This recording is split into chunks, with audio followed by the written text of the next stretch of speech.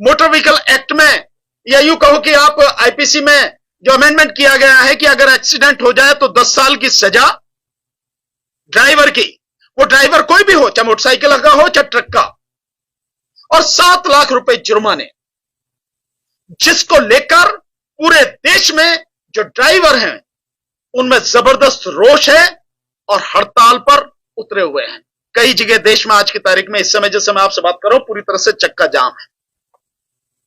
और यह बहुत गलत है जो सरकार ये कानून लेकर आ रही है। लेकिन क्यों लेकर आ रही है सरकार ये कानून, वो भी मैं बताऊंगा। उसके पीछे असली मुद्दा क्या, असली उसकी मंशा क्या है। उसकी मंशा केवल यही नहीं है कि बस कानून को थोड़ा सा कड़ा बना दो और सजा 10 साल की कर दो, 7 लाख जुर्माने। नीयत कुछ और है।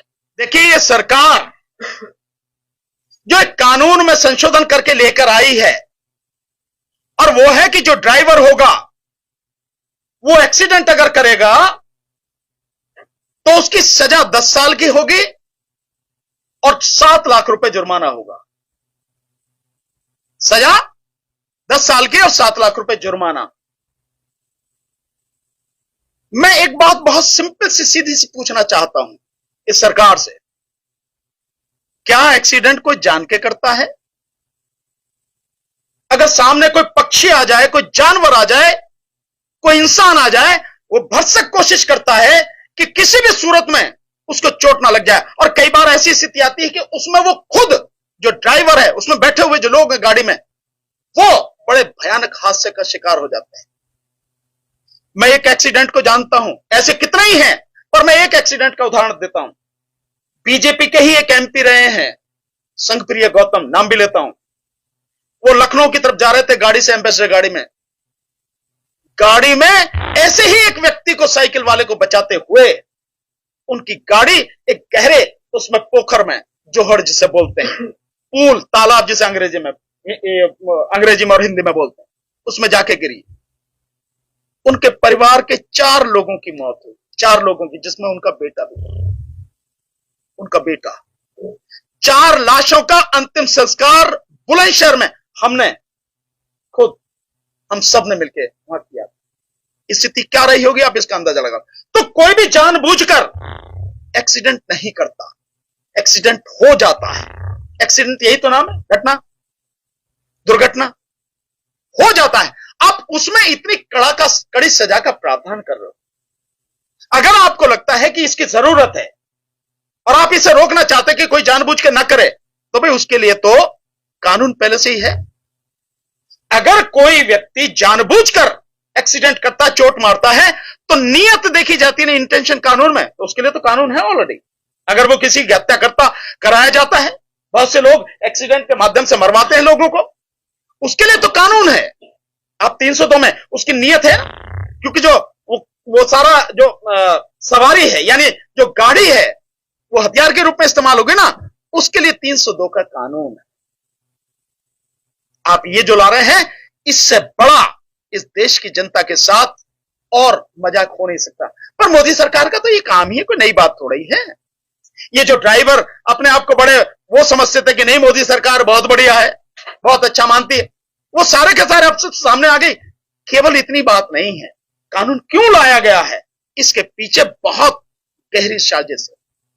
ये कानून केवल सामने से दिख रहा है कि जो वो है ड्राइवर हैं, उनको सजा देने के लिए। भाई ड्राइवर तो कौन है, आप भी ड्राइवर हो, ये सारे के सारे जितने पत्रकार बैठे, भैया मोटरसाइकिल पर आए हो ना, कार से आए हो ना, तो ड्राइवर तो तुम भी हो, मैं भी हूं। इस देश में मैं समझता हूं छोटे मोटे बच्चों को छोड़ के बाकी सारे लगभग लोग जो है, मतलब ड्राइवर ही है। तो इन सबके लिए कानून है, केवल वो नहीं ट्रक चलाते हैं, बस चलाते हैं उनके लिए, सबके लिए, सबकी गर्दन इस तरह से फंसाई जा रही है। पर ये इसलिए है कि जो 2024 में यह सरकार ईवीएम के माध्यम से जीतने का षड्यंत्र जो कर रही है, और इस बार जनता ईवीएम से चुनाव होने नहीं देगी। इस बार जनता ईवीएम के खिलाफ सड़क पर आकर लड़ेगी, जन आंदोलन बनाएगी। उस समय कोई भी व्यक्ति किसी भी तरह से बस में, ट्रक में, गाड़ियों में, मोटरसाइकिल पे कहीं बैठ के ना आ जाए, इसलिए पहले इनकी गर्दन दबोचो। यह है उसकी इंटेंशन इस कानून के पीछे।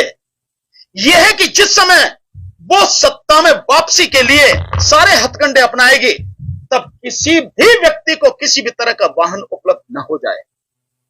यह है गहरी साजिश, इसलिए सारे के सारे काम किए जा रहे हैं।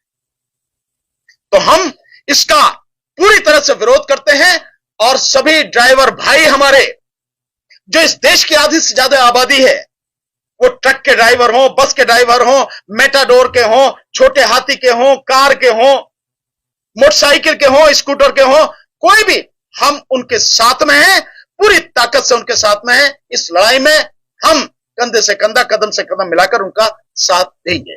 और मैं समझता हूं इस विषय पे हमारे आदरणीय डीसी कपिल साहब जो हैं बहुत बढ़िया आपको जवाब देंगे, क्योंकि ट्रांसपोर्ट डिपार्टमेंट की, ट्रांसपोर्ट की एक लॉबी, जो लोग हैं, जो दिल्ली और एनसीआर में जबरदस्त तरीके से उनकी उपस्थिति है, आपके साथ आंदोलन में हमेशा रहे हैं, साथ रहे हैं, ये बहुत अच्छी तरह से जानते हैं। तो मैं चाहूंगा कि आदरणीय डीसी कपिल साहब इस विषय में अपनी बात रखें। जो मोदी जी ने ई रिक्शा बांटे थे, मोदी जी ने, उनसे भी बहुत लोग जो मरे हैं, क्या उन पे भी निंदा तो होगा? भाई ड्राइवर तो ड्राइवर ही है, कोई भी हो, लेकिन जहां तक अभी हमें नजर आ रहा है, पता नहीं उन पे लागू है या नहीं है। मैं समझता हूं आदरणीय डीसी कपिल साहब इस बात का जवाब और बाकी और सारा बहुत अच्छी तरह से आपको बताएंगे। समझे?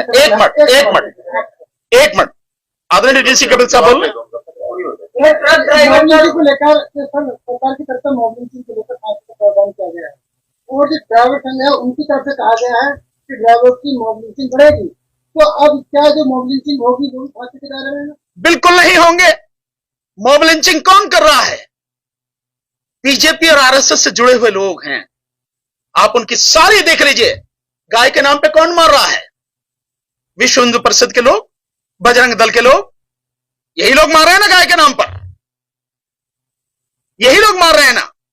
तो मॉब लिंचिंग कौन कर रहा है? बीजेपी, आरएसएस, उनसे जुड़े हुए संगठन, उन्हीं से जुड़े हुए लोग हैं। और इसका जो है उन्होंने धंधा बना रखा है, धंधा कर रहे हैं वो लोग। वो लोग हैं, आपको दिखाने के लिए बना दिया कि उनके लिए कड़ा कानून है, फांसी की सजा। एक को भी कुछ नहीं, फांसी तो बहुत दूर की बात है, उन्हें अरेस्ट ही कर लें ढंग से, तभी की बड़ी बात है। कौन? हाँ, ड्राइवर जरूर टांग दिए जाएंगे। अगर ड्राइवर भी उसी श्रेणी में आ रहे हैं ना कि वो भी मॉब लिंचिंग कर रहे हैं, तो वो निश्चित रूप से टांग दिए जाएंगे। रही इसकी बात, मॉब लिंचिंग बड़े आराम से रुक सकती है, इसके लिए किसी कानून की जरूरत नहीं है। जो आरएसएस और बीजेपी के मुखिया हैं और जो इनके संगठनों के लोग हैं, इन्हें यही तो कहना है कि हमारा कोई भी आदमी किसी भी तरह से कोई मॉब लिंचिंग नहीं करेगा। मॉब लिंचिंग में कौन मारा गया? मॉब लिंचिंग में अधिकतर मुसलमान मारे गए हैं।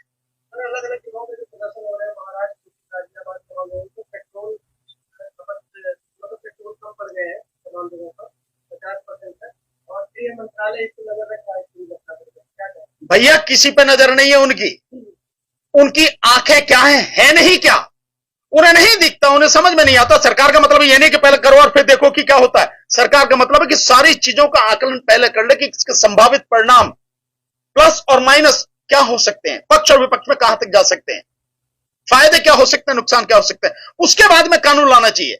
पर यह सरकार तो ऐसी है, नोटबंदी करती है और उसके बाद में लोग अपने ही पैसे के लिए सड़क पर मर जाते हैं। और सरकार दिन प्रतिदिन उनमें कानूनों में, उसमें नियमों में बदलाव करती है। ऐसे जीएसटी लाती है और जीएसटी में हजारों तरह के उसमें बदलाव कर दिए गए, बावजूद उसके आज भी ठीक से नहीं वो सारी चीजें आ रही काबू में। ये सरकार